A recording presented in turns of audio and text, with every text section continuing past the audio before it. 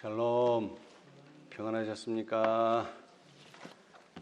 이제 정말 무더워지는 여름이 찾아오는데 건강에 유의하시기 바랍니다.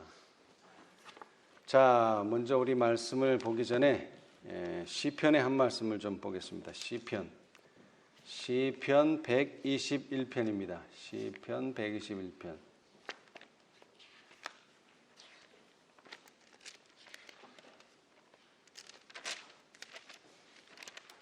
시편 121편. 성전에 올라가는 노래라, 이렇게 소제목이 있는데요. 내가 산을 향하여 눈을 들리라. 나의 도움이 어디서 올꼬? 나의 도움이 천지를 지으신 여호와에게서로다. 여호와께서 너로 실족지 않게 하시며 너를 지키시는 자가 졸지 아니하시리로다. 이스라엘을 지키시는 자는 졸지도 아니하고 주무시지도 아니하시리로다. 여호와는 너를 지키시는 자라.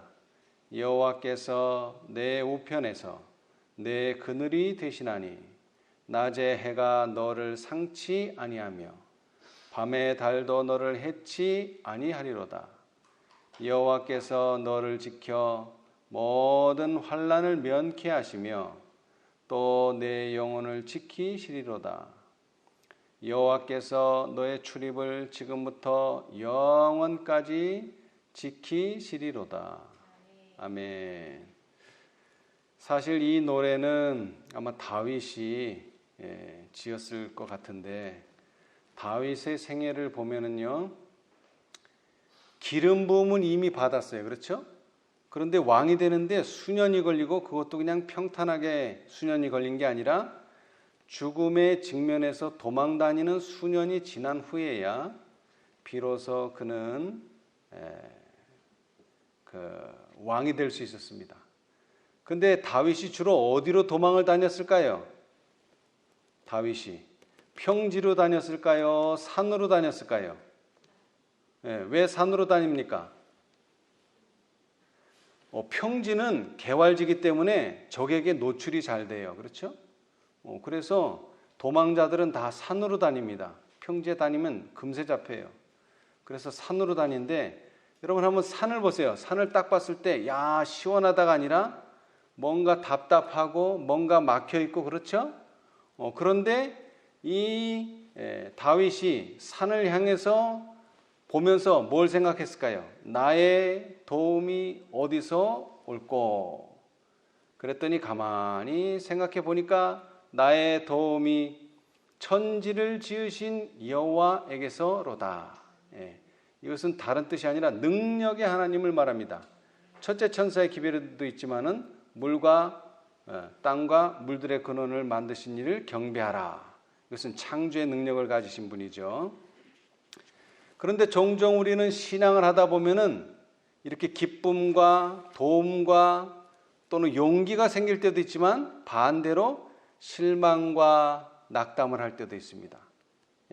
오늘 우리가 공부했지만 침례 요한이 그랬죠.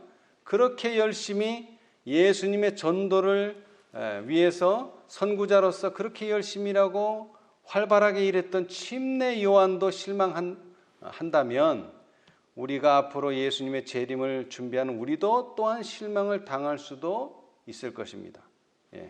그런데 인간 최초로 실망을 당한 사람은 누굴까요?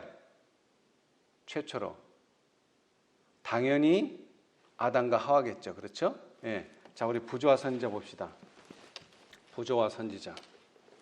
여러분, 아담과 하와가 범죄 안 했다면 실망했을까요? 안 했겠죠. 그런데 범죄로 말미암아 이제 인생에 있어서 실망은 빼놓을 수 없는 어떤 경험이 되어버렸습니다. 또 특별히 신앙하는 사람들은 더 하고요. 무릇 경건하게 살고자 하는 자는 뭐를 받는다고요? 핍박을 받는다. 자, 우리 59페이지입니다. 부조와 선지자 59페이지. 이 실망과 낙담은 바로 우리의 선조가 죄를 지음으로 시작되었습니다. 59페이지. 부조와 선지자 59페이지. 무죄한 부부가 무죄한 부부가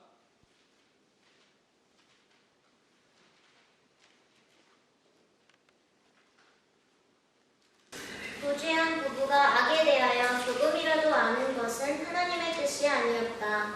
그분은 그들에게 선한 것을 풍부하게 주시고 악한 것은 주시지 않으셨다.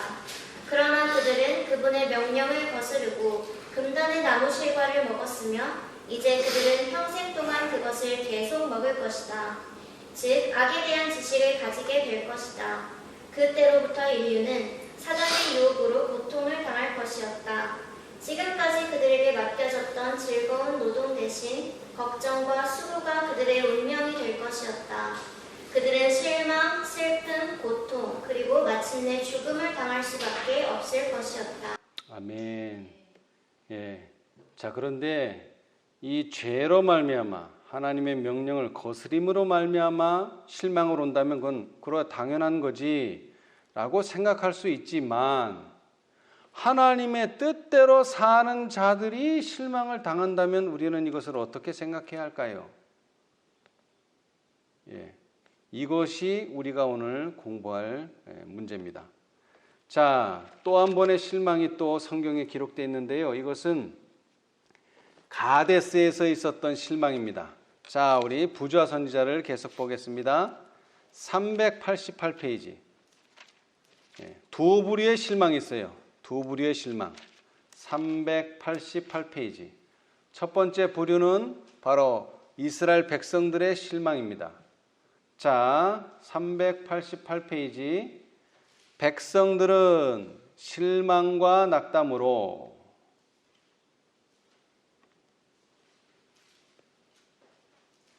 자, 183페이지. 구속의 역사 183페이지 오른쪽 단 맨 밑에 문단.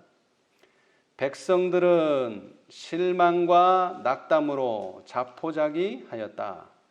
고민의 통곡 소리가 어지러운 불평의 소리와 뒤섞여 퍼져나갔다. 갈렙은 사태가 어떻게 돌아가는지를 알고 하나님의 말씀을 옹호하고자 담대히 일어서서 불충실한 동료들의 악한 영향력을 물리치기 위해 전력을 다하였다. 잠시 동안 백성들은 아름다운 땅에 대하여 희망과 용기를 주는 그의 말을 듣느라고 잠잠하였다. 갈렙은 이미 보고된 것을 부인하지 않았다. 성벽은 높았고 가나안 사람들은 강하였다. 그러나 하나님께서는 그 땅을 이스라엘에게 약속하셨다. 갈렙은 우리가 곧 올라가서 그 땅을 취하자 능히 이기리라고 격려하였다. 예. 자, 갈렙은 뭐라고 말했다고요? 우리가 어떻게 곧 올라가자 그랬어요. 곧 올라가자. 그래서 그 땅을 취하자. 왜? 하나님께서 약속하신 땅이다. 근데 하나님의 결정은 뭐였습니까? 곧이 아니라 40년간 너희가 뭐 해야 된다? 가나안 땅에는 들어갈 수 없다는 선고가 내렸어요. 예. 자, 우리 391페이지. 예, 곧 올라가자가 이 갈렙의 마음이었는데 하나님의 결정은 40년간 들어갈 수 없다. 392페이지. 이스라엘 백성이 40년 동안 가나안에 들어갈 수 없다는 하나님의 명령은 모세와 아론은 물론 갈렙과 여호수아에게도 참으로 쓰라린 실망이었다. 왜 쓰라린 실망입니까? 말 그대로 갈렙은 곧 들어갈 줄 알았어요. 그렇죠? 곧 들어갈 줄 알았어요. 그런데 어떻게 됐어요? 40년 동안은 들어갈 수 없다는 선고가 내려버렸어요. 그러나 그들은 한마디의 불평도 없이 하나님의 뜻을 받아들였다. 아멘. 여러분, 정말 믿음이 좋은 사람은요, 이유가 없습니다. 이유가 없어요. 하나님의 뜻에 순종하는 거예요. 들어간다 그럼 들어가는 거고, 못 들어간다 그러면 그것도 아멘입니다. 예. 그러나 그들에 대한 하나님의 처사를 불평하고 애굽으로 돌아가겠다고 하던 사람들은 그들이 멸시하던 축복들이 저들로부터 거두어졌을 때에 울며 크게 슬퍼하였다. 그들은 까닭 없이 불평하였으니 하나님께서 그들에게 울 이유를 주셨다. 만일 그들이 자기 앞에 그대로 놓여 있는 그들의 죄를 슬퍼했더라면 이런 선고는 내리지 않았을 것이었다. 그러나 그들은 재앙에 대하여 슬퍼하고 그들의 슬픔은 회개가 아니었으므로 그들에게 내린 선고를 역전시킬 수 없었다. 여러분, 이렇게 선고가 내렸어도 회개했으면 어떻게 됐을까요? 뭔가 또 다른 길을 하나님께서 만들어 주셨을 거예요. 그런데 그들은 회개를 안 해요. 자기 죄를 슬퍼하는 것이 아니라 왜 우리가 못 들어가게 됐는가, 그거 슬퍼하고 앉아 있어요. 그러나 정말 믿음 있는 사람들은 40년 동안 가나안에 들어갈 수 없다 그래도 실망을 당하더라도 뭐 하지 않는다고요? 불평하지 않는다는 것입니다. 이것이 우리가 가야 할 길입니다. 자, 그리고 또 이제 좀 더 시간이 지나서 엘리야 시대 때 오죠. 자, 선지자 왕. 우리가 아는 그 엘리야의 심령과 능력을 가졌던 그 엘리야조차도 실망한 때가 있었습니다. 168페이지. 선지자 왕 168페이지. 선지자 왕 168페이지. 갈멜산의 사건 이후에 그는 또 실망을 경험하게 됩니다. 167페이지서부터 보겠습니다. 167페이지. 자, 첫째 문단. 엘리야가 호렙산에 피신한 사실이 사람들에게는 숨겨졌으나 하나님은 아셨다. 피로에 지치고 실망한 선지자는 그에게 엄습해오는 어두움의 세력과 홀로 싸우도록 버려지지 아니하였다. 하나님께서는 엘리야가 숨은 굴 입구에서 그와 만나시고 한 힘센 천사를 통하여 그의 필요를 알아보시고 이스라엘에 대한 하나님의 목적을 밝히셨다. 이제 그러면서 나오는 사건이 뭐냐 하면은 하나님께서 뭔가 이상을 보여주셨죠. 자, 그래서 그 하나님의 이상 가운데 자, 좀 더 두 문단을 내려가서 다음 페이지를 보시면 408페이지. 구속의 역사 408페이지를 보시면요. 첫째 문단. 하나님께서는 거룩한 능력을 힘있게 나타내심으로써가 아니요 세미한 소리로 자신을 당신의 종에게 나타내시기로 선택하셨다. 하나님께서는 당신의 목적을 가장 성공적으로 성취시키는 것은 언제나 최대의 시위 운동을 하는 것만이 아님을 엘리야에게 가르치고자 하셨다. 여러분, 셋째 천사가 무슨 외침을 한다고요? 큰 외침을 합니다. 그런데 큰 외침만이 하나님의 목적을 성공적으로 성취시키는 것은 아니라는 것을 엘리야에게 보여주셨어요. 엘리야가 여호와의 계시를 기다리는 동안 폭풍이 휘몰아치고 번갯불이 번쩍이고 삼키는 불이 휩쓸고 지나갔으나 그 모든 것 가운데 하나님이 계시지 아니하였다. 엘리야의 급한 성민은 가라앉고 그의 정신은 부드럽게 되고 억제되었다. 여러분, 셋째 천사가 가장 조심해야 될 게 뭐라고요? 셋째 천사가 급한 성미예요.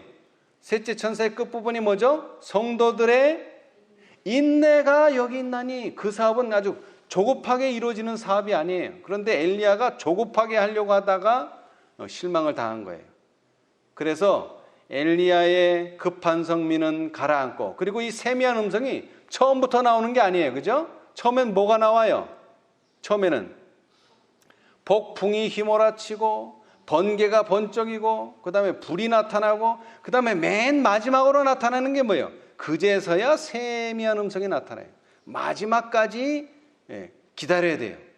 기다릴 줄 아는 인내가 있어야 돼요. 그러면서 그의 정신은 부드럽게 되고 억제되었다. 그는 이제 하나님을 조용히 신뢰하고 굳게 의지하면 이 어려운 때에 필요한 도움을 받을 수 있으리라는 것을 알았다. 깨달았다 이 말이에요. 깨달았다. 영혼들로 죄를 깨닫고 회개하도록 하는 것은 항상 가장 해박한 하나님의 진리를 드러냄으로 되는 것이 아니다. 사람들의 마음을 감동시키는 것은 웅변이나 논리가 아니요 성령의 아름다운 감화로 말미암는 것이다. 성령의 감화는 조용하고 분명하게 성품을 변화시키고 향상시킨다. 하나님의 성령의 세미한 소리가 마음을 변화시키는 능력을 가졌다. 여러분, 계시록 14장의 첫째, 둘째, 셋째 천사는요 정말 큰 외침으로 나가는 거예요. 그리고 진리를 가르쳐 주는 거예요. 해박한 하나님의 진리, 여태까지 그들이 깨닫지 못했던 안식일, 그 다음에 영원 불멸설 같은 진리를 깨닫게 해주는 거예요. 그러나 계시록 18장의 사업은 그런 게 아닙니다. 진리를 가지고 깨우치는 게 아니라 성령의 아름다운 감화, 세미한 성령의 음성을 통해서 마음이 변화되는 능력을 경험하는 거예요. 그게 계시록 18장의 사업이에요. 그러므로 그의 영광으로 땅이 환해지는 겁니다. 자, 그런데 이 엘리야의 심령과 능력으로 온 침례 요한도 또한 어디에 빠졌습니까? 실망에 빠졌죠. 감옥에 있으면서. 자, 이 부분은 제가 읽어드리겠습니다. 구주의 제자들처럼 침례 요한도 그리스도의 왕국의 본질을 이해하지 못했다. 그는 예수께서 다윗의 보좌를 취하시리라고 얘기하였다. 그러나 시간이 지나도 구주께서 왕으로서의 권위를 주장하지 않으시는 것을 보고 요한은 당황하여 근심하게 되었다. 그는 주 앞에 길이 예비되기 위해서는 산과 언덕이 낮아지며 험한 곳이 평탄하게 되며 고르지 않은 곳이 평지가 되리라는 이사야의 예언이 성취되어야 한다고 백성들에게 선언해 왔었다. 그는 버렸어야 할 인간적인 자만과 권력의 높은 지위들을 기대하였었다. 그는 메시아를 그 손에 키를 들고 자기의 타작마당을 정하게 하시고 알곡은 모아 곡간에 들이고 쭉정이는 꺼지지 않는 불에 태우시는 분으로 지적하였었다. 요한은 엘리야의 심령과 능력으로 이스라엘에게 왔다. 그는 엘리야와 같이 여호와께서 불로 응답하시는 하나님으로서 자신을 친히 드러내시기를 기대하였다. 그런데 이 기대는 잘못된 기대이기 때문에 뭘 만나게 된다고요? 실망을 겪게 될 것이다. 이것이 시대 소망의 말씀이죠. 국가가 강해진다는 소망은 흥분된 감격으로 강조되었다. 예수께서는 이 소망이 성경을 잘못 해석하는 데서 기인된 것이므로 실망을 겪게 될 것을 아셨다. 자, 결론적으로 말씀드리자면 성경을 잘못 해석하고 이해하면 결국 뭘 당한다고요? 실망을 당하게 될 것이다. 실망. 제자들도 마찬가지죠. 제자들도 요한처럼 예수님이 왕이 되실 줄 알았어요. 성경을 잘못 해석해서. 그런데 예수님이 십자가에 달리심으로 뭘 경험했어요? 그들도 실망을 경험합니다. 자, 각 시대의 대쟁투. 각 시대의 대쟁투 345페이지. 우리 여청년이 한번 크게 읽어보세요. 345페이지. 345페이지. 시대의 소망. 그들은 유대 백성들에게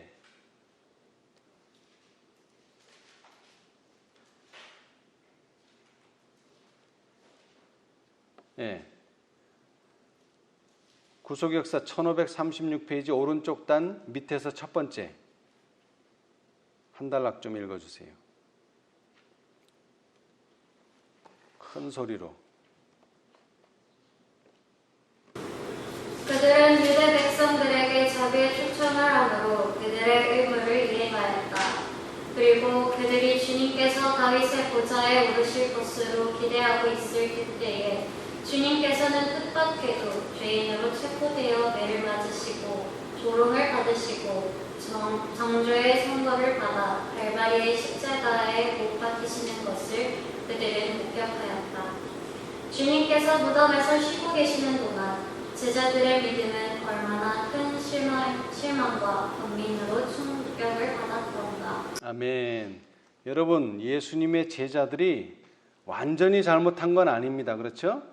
유대 백성들에게 뭐를 하는 일은 잘했어요. 자비의 초청을 하는 그 일은 잘 수행했어요. 그런데 뭐를 이해 못했어요? 예수님의 십자가를 이해하지를 못했어요. 그래서 결국 그들은 큰 실망을 당했습니다. 그렇죠? 예.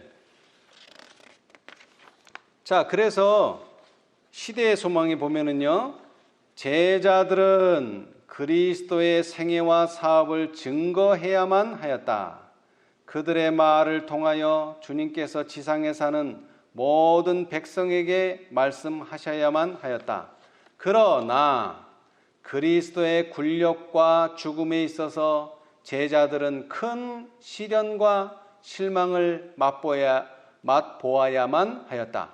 이는 이 경험을 겪은 후에야 그들의 말은 정확하게 될 것이었기 때문이었으니 예수께서 약속하시기를 보혜사가 내가 너희에게 말한 모든 것을 생각나게 하시리라고 하셨던 것이다.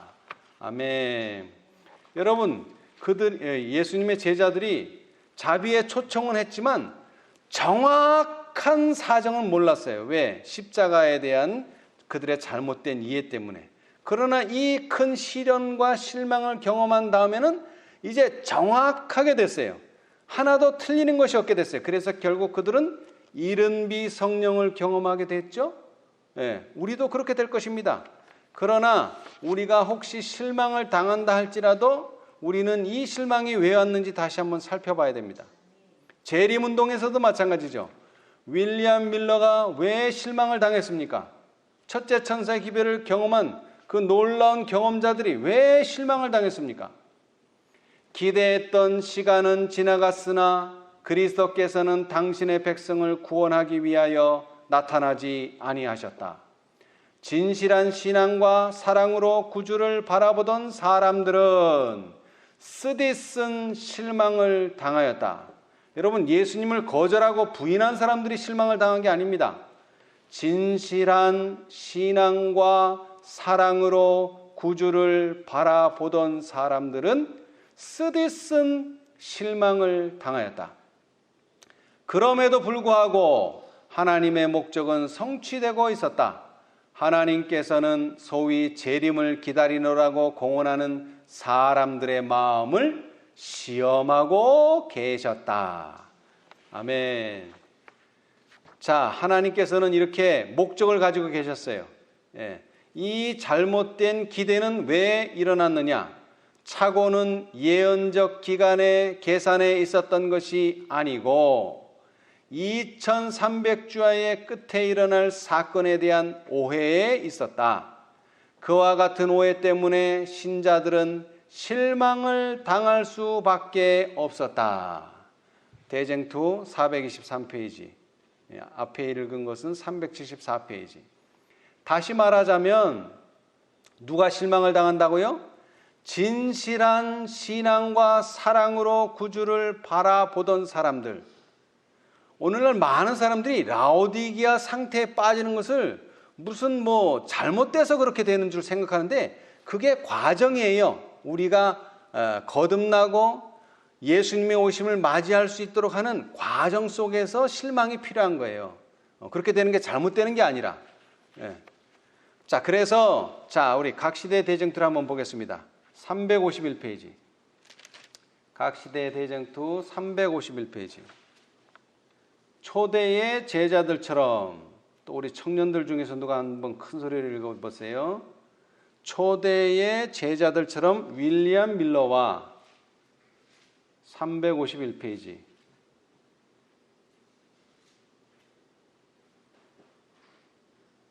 예, 오른쪽 단 중간쯤에 초대의 제자들처럼 윌리엄 밀러와 그의 동역자들은 그들 자신이 전하는 그 구별의 의미를 충분히 이해하지 못하였다. 오랜 세월이 지나는 동안 교회 안에 형성된 오류들 때문에 그들은 예언 가운데 있는 중요한 점을 정확하게 해석할 수 없게 되었다.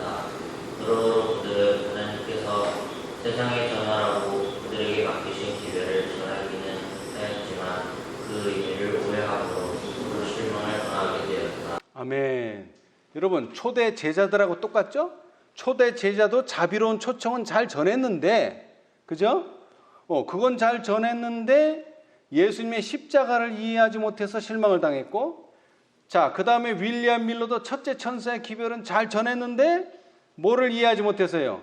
그 사건을 잘못 이해하는 바람에 그들도 또 실망을 당했어요. 똑같은 케이스가 되어버렸어요. 그렇죠? 예. 그러므로 우리도 하나님의 기별자로서 기별은 잘 전했는데 말씀을 잘못 이해하면 우리도 뭐 당할 수 있다고요? 실망을 당할 수 있다는 것입니다. 다섯째 천사도요. 다섯째 천사도. 예. 특별히 저는 오늘날 우리가 기별을 전하는 자로서 실망을 잘 극복하지 않으면 선줄로 생각하는 자는 넘어질까 조심하라 하는 이 말씀이 그대로 성취될 수도 있다는 것입니다. 예.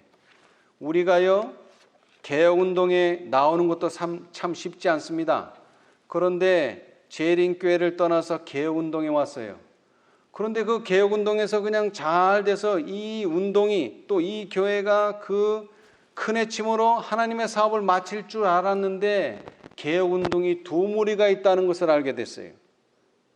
그리고 두 무리가 있다는 것은 알았지만 내가 속한 개혁운동이 원래의 개혁운동인 줄 알았어요. 그런데 개혁운동 안에서 어떤 교리적인 문제가 생겼어요. 그래서 연구하다 보니까 세계 선교회가 원래 하나님께서 택하신 개혁운동이라는 사실을 알고 우리는 또 분리가 일어났어요. 그래서 이게 진짜 마지막이다. 그리고 신앙을 하는데 또 진리의 문제가 또 불거졌어요. 그래서 그 문제를 파헤치다 보니 또 교회로부터 우리가 분리가 일어났어요. 그래서 전혀 대총에도 없는 현대진리연합운동이라고 하는 새로운 또 교회가 탄생하게 됐어요. 그래서 원래 우리 개혁운동은 대총회가 있기 때문에 많은 재정적인 지원과 여러 가지로 도움을 받았어요. 그런데 이제 우리가 현대진리연합운동으로 나오면서 우리는 집회소도 마련해야 되지만 과정책도 우리 스스로 마련해야 돼요. 이제 여러 가지가 우리를 어렵게 만들었어요. 그러나 중요한 것은요, 하나님께서는 뭐와 함께 하신다고요? 진리와 함께 하십니다. 교회와 함께 하시지는 않습니다. 그러나 교회가 진리를 품고 있다면요, 교회와도 함께 하실 것입니다. 저는 이것을 생각하면 항상 좀 두려운데요. 이 목사의 책임은 뭡니까? 목사는 전하는 자입니다. 진리를 가르치는 자예요. 이 목사가 잘못되면 어떻게 됩니까? 목사가 잘못되면 그 밑에 있는 양들도 잘못되지만 그들의 고통은 그 백성들보다 10배나 더 컸다. 자, 그 내용을 보기 전에 우리 지상의 황폐장을 한번 보겠습니다. 653페이지. 이제 재앙들이 땅에 내리기 시작합니다. 은혜의 시기는 끝나고요. 자, 653페이지. 653. 예. 자, 제41장인데요. 이제 2장 다음이 바로 대쟁투의 종막, 정말로 구속의 경륜이 끝나는 겁니다. 그 구속의 경륜이 끝나기 직전의 장이 지상의 황폐장인데요. 여기에 보면 하나님의 진노라는 소제목이 있습니다. 하나님의 진노. 여기에서 언급하는 성경절이 다 계시록 몇 장입니까? 여기에서 언급되는 성경절 다 몇 장이에요? 계시록 18장입니다. 계시록 18장이에요. 여기서 언급되는 성경절은 다 18장이에요. 그런데 처음에 언급된 성경절은 18장 5절로 10절이고요. 그 다음에 언급된 성경절이 참 재밌어요. 18장 3절, 18장 11절, 18장 15절에서 17절까지 뭐가 하나 빠졌어요? 4절이 빠졌죠. 예, 왜냐하면 이것은 결과예요. 결과. 계시록 18장 4절에 외침을 한 결과. 예. 자, 하나님의 진노가 내리는 날에 바벨론이 당할 형벌이 이와 같다. 바벨론은 그 죄의 분량을 다 채웠다. 그의 때가 이르렀고 멸망의 시기는 무르익어 있다. 아멘. 심판하시는 장면입니다. 이제 거기서 좀 내려와서요. 자, 사람들의 인기를 얻기 위하여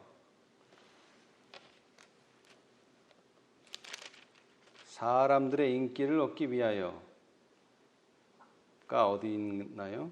사람들의 인기를 얻기 위하여 진리를 저버린 목사는 그의 교훈의 성격과 영향을 이제 분별하게 된다.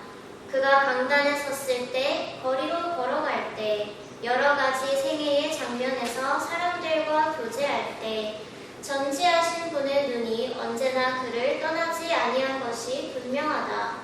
심령의 모든 상태, 기록된 모든 문자, 표현한 모든 말, 사람들을 거짓된 피난처에 쉬게 한 모든 행동 등은 이미 씨를 뿌렸다. 이제 그의 주위에 있는 불행하고 잃어버린 바 된 영혼을 통하여 그는 수확을 바라본다. 아멘. 자, 거기까지요. 자, 여러분, 목사가 뭘 전해야 돼요? 진리만을 전해야 됩니다. 그런데 뭐를 얻기 위하여? 사람들의 인기를 얻기 위하여, 또는 많은 사람들의 여론에 편승하여 진리를 저버린 목사는 그의 교훈의 성격과 영향을 이제 분별하게 된다. 은혜식이 다 끝나고 나서 이제 와가지고. 근데 여기를 그래 목사님은 그렇구나 라고 생각하시면 안 돼요. 왜? 우리는 다섯째 천사라는 말은 다 말씀을 전하는 사람이에요. 다 목사 일을 해야 된단 말이에요. 진리를 전하고 증거해야 된다는 말이죠. 그렇기 때문에 우리가 정말 진리만을 전했는가, 아니면은 사람들의 인기를 위하여 진리를 내가 저버렸는가. 지금 생각해야 돼요. 그때 가서 생각하면 그때는 너무나 늦습니다. 자, 그 다음에는요, 목사들과 사람들은, 그 옆에 있네요. 목사들과 사람들은 그들이 하나님과의 관계를 올바르게 유지하지 못한 것을 깨닫는다. 뭘 깨닫는다고요? 내가 지금 하나님과의 관계가 잘못되어 있다는 것을 그제 가서야 깨닫는 거예요. 지금 깨달아야 되는데. 목사들과 사람들은 그들이 하나님과의 관계를 올바르게 유지하지 못한 그들은 공평하고 의로운 율법의 제정자이신 하나님을 대적하여 반역해 온 것을 인정한다. 하나님의 훈계를 버렸기 때문에 수많은 죄악과 불화와 증오와 불법의 샘이 열려 이 세상은 넓은 전쟁터와 모태의 시궁창이 되어 버렸다. 진리를 거절하고 오류를 고수하기로 작정한 자들에게 이 사실은 분명하게 나타난다. 자, 그 다음은요, 투쟁과 유혈의 참상. 자, 한번 읽어보세요. 사람들은 그들이 지금껏 속아온 것을 깨닫는다. 그들은 피차간에 그들을 멸망으로 인도하였다고 비난한다. 그러나 모든 사람은 연합하여 목사들에게 가장 혹독한 비난을 한다. 불충한 목사들은 순탄한 일들만 예언해왔다. 그들은 청중들에게 하나님의 율법을 버리게 하고 율법을 거룩히 지키는 자들을 핍박하도록 지도했다. 이제 그 목사들은 실망한 나머지 세상 사람들 앞에서 그들의 기만적 활동을 고백한다. 그때 무리들은 분노에 사로잡힌다. 그들은 우리는 잃어버린 바 되었다. 너희들 때문에 우리는 멸망을 받게 되었다고 부르짖는다. 그리하여 그들은 거짓 목사들에게 달려든다. 한때 그들을 가장 존경하던 바로 그 사람들이 가장 무서운 저주를 그들에게 퍼붓는다. 한때 그들에게 월계관을 씌우던 손이 그들을 죽이기 위하여 들려질 것이다. 하나님의 백성을 죽이기 위하여 사용되던 칼이 이제는 그들의 원수를 멸하는 데 사용된다. 도처에 투쟁과 유혈의 참극이 벌어진다. 아멘. 예. 이것은 은혜의 시기가 끝나고 7장 중에 벌어질 사건입니다. 그래서 결국 많은 사람들은 그 존경하던 목사님을 어떻게 한다고요? 죽이기로 달려들 것이다. 그러면서 투쟁과 유혈의 참극이 벌어질 것이다. 예. 자, 그리고 이제 656페이지 656. 그 다음이네요. 모든 가증한 일로 인하여 탄식하며 우는 자의 이마에는 구원의 표가 찍혔다. 에스겔의 계시에서 살육하는 기구를 가진 자들이 늙은 자와 젊은 자와 처녀와 어린아이와 부녀를 다 죽이되 이마에 표 있는 자에게는 가까이 말라 내 성소에서 시작할지니라는 명령을 받은 것처럼 이제 멸망의 천사가 나간다. 선지자는 그들이 성전 앞에 있는 늙은 자들로부터 시작하더라고 말한다. 멸망시키는 일은 백성의 영적 보호자라고 공언하는 자들로부터 시작된다. 거짓 파수꾼들이 먼저 진멸당한다. 어떤 사람도 동정을 받거나 살아남지 못한다.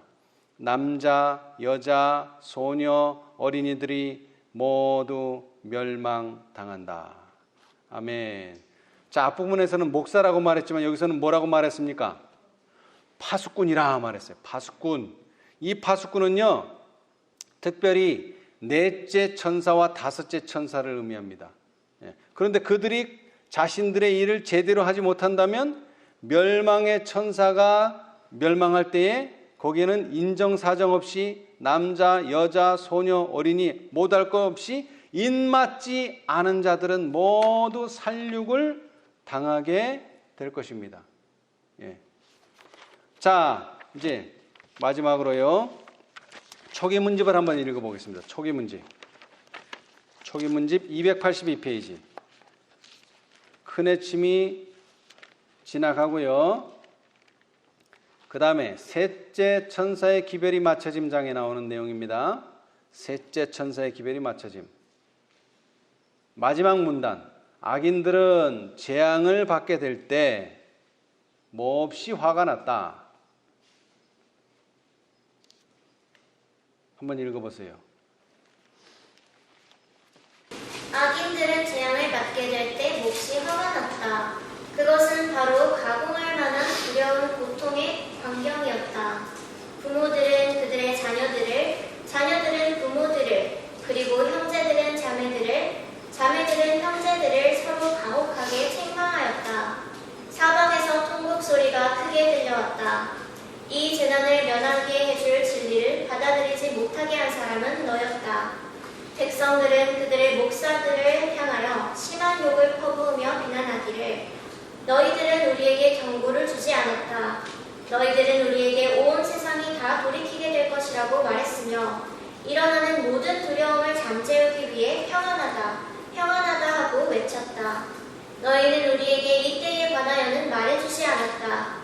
그리고 너희들은 우리에게 경고를 준 자들에게 우리를 괴롭히는 광신자들이요 사악한 자들이라고 하며 저주했다. 그러나 나는 목사들도 하나님의 진노를 피할 수 없음을 보았다. 그들의 고통은 그 백성들보다 10배나 더 컸다. 아멘. 여러분, 가르치는 일은 아주 중대한 책임이 따릅니다. 왜? 내 가르침으로 영혼을 살릴 수도 있지만 내 가르침으로 영혼을 죽일 수도 있습니다. 그래서 예수님께서는 마태복음 23장 8절에 그러나 너희는 랍비라 칭함을 받지 말라. 너희 선생은 하나이요 너희는 다 뭐니라? 형제니라. 우리는 누구를 가르칠 권한도 권리도 없어요. 그러나 우리는 진리를 전할 수는 있습니다.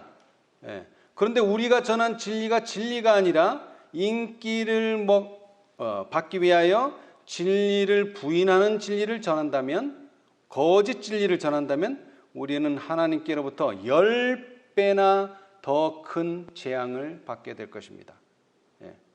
그러므로 누구든지 이 계명 중에 지극히 작은 것 하나라도 버리고 또 그같이 사람을 가르치는 자는 천국에서 지극히 작다 일컬음을 받을 것이요 누구든지 이를 행하며 가르치는 자는 천국에서 크다 일컬음을 받으리라. 마태복음 5장 19절. 자, 여러분, 여기서 사실 천국에서 지극히 작다 일컬음을 받는다 그랬는데 이런 사람이 천국에 갈 수 있을까요? 계명 중에 작은 것을 하나라도 버리고 또 그같이 사람들을 가르치는 자. 이것은 천국에서 지극히 작다고 표현하셨지만 이런 사람은 사실 하늘에 갈 수는 없을 것입니다. 그러나 반면에 누구든지 일을 뭐하고요? 일을 뭐하고 행하며 가르치는 자는 천국에서 크다 일컬음을 받으리라. 근데 우리는 뭐부터 해요? 가르치는 것부터 해요. 가르치는 것부터. 근데 여기는 뭐부터 하라 그랬어요? 누구든지 행하며. 여러분, 실천과 순종이 먼저입니다. 그러면 사람들은 우리의 언어로 배우는 게 아니라 우리의 실천과 순종을 보고서 배우는 거예요. 예수님의 방법이 그거예요. 예수님은 자, 이제 공부 시간이다, 공부하자, 이게 아니에요. 그냥 병자 있으면 낫게 하고 그 다음에 가난한 자 있으면 먹이고 그냥 행동으로 다 보여주셨어요. 자, 이제 공부 시간이니까 공부하자 그러고 공부 끝나면 또 뭐 다른 거 하고, 이게 아니에요. 삶 자체, 생활 자체가 가르침이었어요. 근데 오늘날 많은 그리스도인들이, 특별히 재림을 기다리는 그리스도인들이 가르침 따로 생활 따로가 되어버렸어요. 언제부턴가.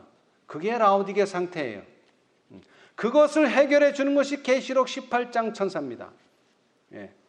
자, 그래서 우리가 현재 위치에 이르기까지 한 걸음 한 걸음씩 전진하며 여행한 우리의 과거 역사를 회고해 볼 때 나는 하나님을 찬양하자고 말할 수 있다. 아멘. 주님께서 행하신 역사를 바라볼 때 나는 경탄과 우리의 인도자이신 그리스도께 대한 확신으로 충만해진다. 우리는 주님께서 우리를 인도해 오신 길과 우리의 과거 역사를 통하여 주신 그분의 가르침을 잊어버리는 것 외에는 미래를 위하여 두려워할 것이 전혀 없다. 아멘. 여러분, 화이트 부인이 과거를 회상해 볼 때 우리가 잊지 말아야 될 것이 두 가지가 있다 그랬어요. 뭡니까? 첫째는 길이에요. 길. 여러분, 기차가 어디로 다닙니까? 철로로 다니죠. 철로 없으면 기차 못 갑니다. 우리는 길을 알아야 돼요. 길. 철로가 어디 있는지 알아야 돼요. 우리를 인도해 오신 길, 나를 인도해 오신 길이 아닙니다. 우리 이 교회 역사, 거기에서 길을 알아야 돼요. 그런데 그 길 중에서도 여기서 말하는 길이라는 것은 방향 감각을 잃어서는 안 됩니다. 저도 서울에서 오래 살았지만요, 지하철을 탈 때마다 제가 방향 감각을 잃어요. 지하철 탈 때마다. 왜요? 거기에는 해도 없고 뭐 동서남북 표시가 없어요. 방향이 없어요. 그럼 뭘 보고 알아야 돼요? 뭘 보고 알아야 돼요? 표지판. 수원으로 간다 그러면 이거 수원으로 가는 거예요. 서울역으로 간다 그러면 서울역으로 가는 거예요. 표지판을 잘 봐야 돼요. 아, 네, 수원역으로 가겠지 하고서 청량리행 타면 청량리로 가는 거예요, 그냥.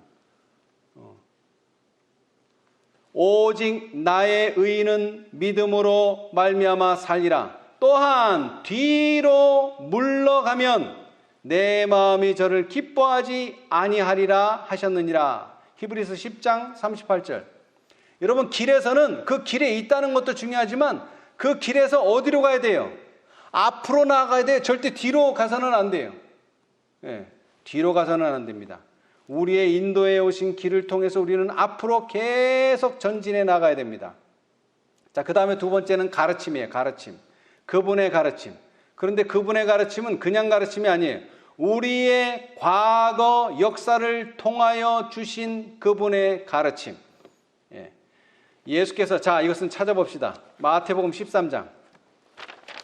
마태복음 13장 52절. 누가 한번 큰 소리로 읽어주세요. 마태복음 13장 52절.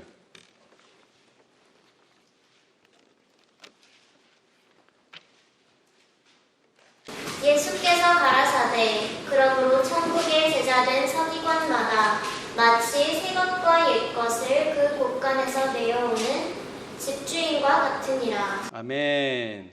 자, 여러분, 우리는 이제 그분의 가르침을, 거기에는 새 것과 뭐가 있다고요? 옛 것이 있어요. 항상 새 것과 옛 것. 이 새 것과 옛 것이 있다는 말은 두 개가 있다는 뜻이 아니라 항상 새로운 가르침이 있다는 것입니다. 내가 가지고 있는 것이 완전하고 내가 가지고 있는 것이 충분하다고 생각할 때 우리는 나는 부자라 부여하여 부족한 것이 없다는 라오디게아 상태에 빠지는 거예요. 우리가 예수님 만나기 전까지 우리는 항상 새 것을 가지고 있어야 됩니다. 자, 그리고 이제 마태복음 24장. 여러분이 아시는 것처럼 마태복음 24장은 예수님께서 말세에 일어날 일들을 말씀하셨어요. 말세에 일어날 일들. 자, 그 중에서도 특별히 결론적으로 44절과 45절. 누가 한번 큰 소리로 읽어보세요. 마태복음 24장 44, 45절.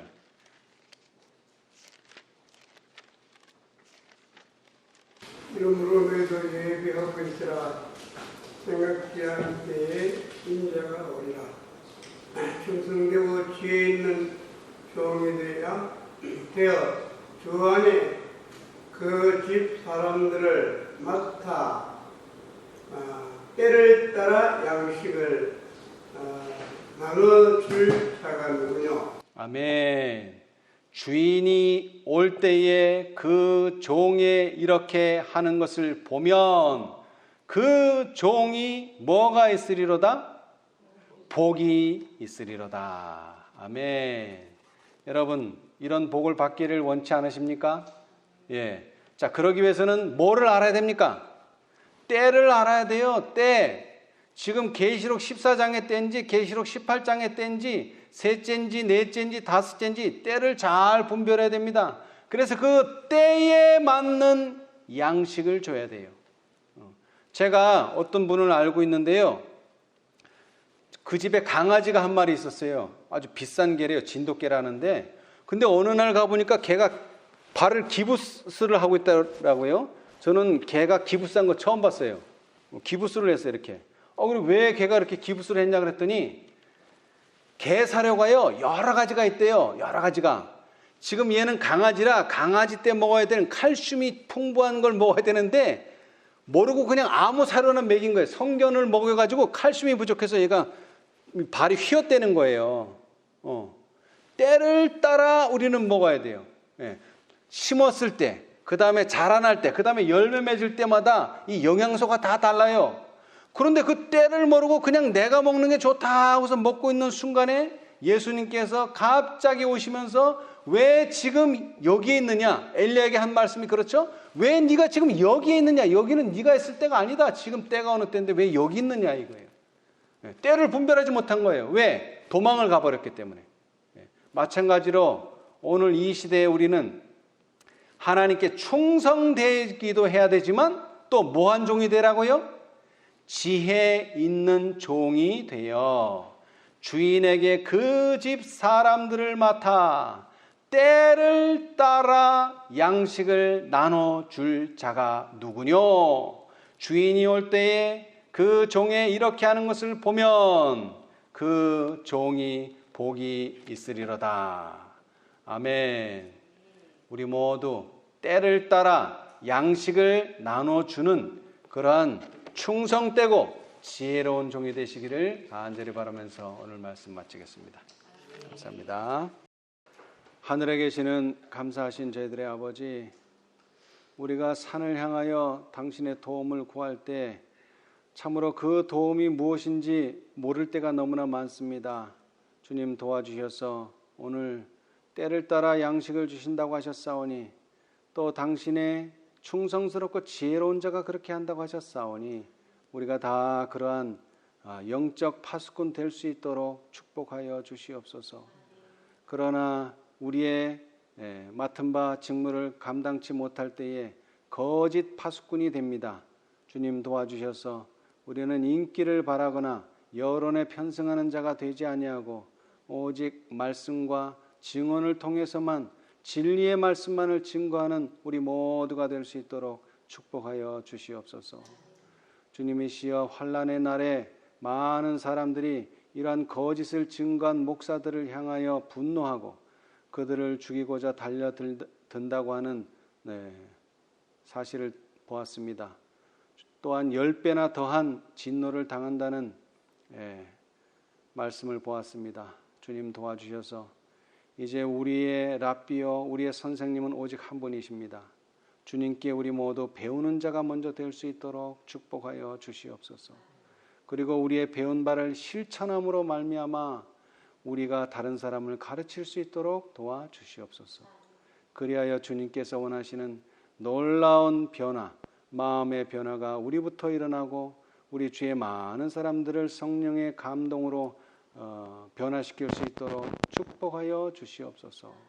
특별히 때를 따라 양식을 나눠줄 자가 되는 사람들이 되기 위하여 오늘날 우리에게 허락하신 약속의 말씀과 특별히 예언의 말씀에 귀를 기울이게 도와주시고, 우리가 배우고 아는 모든 진리들을 실천하는 우리 모두가 되도록 축복하여 주시옵소서. 특별히 우리와 함께 이 자리에 있지 못한 당신의 자녀들 함께하여 주시고, 병으로 인하여 고통당하는 형제 자매들 기억하여 주셔서 그들도 있는 곳에서 당신의 일을 잘 감당할 수 있도록 그들의 입술에 진리의 말씀을 담아주시고, 또 그들의 입술에 하나님께서 허락하신 약속의 말씀을 담아주셔서 그들이 당하는 모든 고통과 어려움 중에서도 길이요 진리요 생명이신 예수님만 바라볼 수 있도록 축복하여 주시옵소서. 이 모든 일에 은혜 베푸심을 감사하며 예수님의 이름으로 기도하옵나이다. 아멘.